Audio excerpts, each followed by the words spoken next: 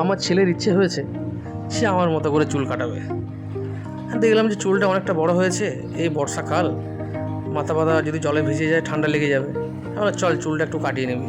বলছে বাবা চুল কাটাবো কিন্তু তোমার মতো করে একটু স্টাইল করে কাটাবো। আমি বললাম বাবা এইটুকু ছেলে আবার স্টাইল? বলছে না বাবা তোমার মতো একটু কাটাবো। ঠিক আছে চল তাহলে। আমাদের বাড়ির পাশেই মধু কাকুর একটা পার্লার আছে, গ্ল্যামার জেন্টস পার্লার, সেখানে নিয়ে গেলাম। সেখানে নিয়ে যাওয়ার পরে কাকুকে বললাম কাকু আমার ছেলের আমার মতো চুল কাটার শখ হয়েছে, একটু আমার মতো করে কেটে দাও। বললো আচ্ছা ঠিক আছে। তো নিয়ে গিয়ে বসানোর পরে এই তো দেখতে পাচ্ছেন চুলটা কাটছে।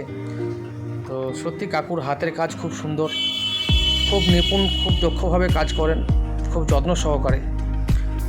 বিষ্ণুপুরে এখনও অনেকে হয়তো পার্লার হয়েছে অনেক নামি দামি, কিন্তু কাকুর যে হাতের কাজ সে কাজ অন্য কোথাও আমি পাইনি। সত্যি খুব সুন্দরভাবে চুল কাটেন। এই দেখুন না কত যত্ন সহকারে, খুব নিখুঁতভাবে কাজটা করছেন। তো চুলটা কেমন কাটা হয়েছে অবশ্যই সবাই জানিও কমেন্টে। আর ছেলেও খুব খুশি, ও চুল কাটার মাঝে মাঝে একবার করে আয়না দেখছে, লুকিয়ে লুকিয়ে কেমন লাগছে দেখতে। এই দেখুন আস্তে আস্তে করে দেখছে, চুল প্রায় কাটা শেষ,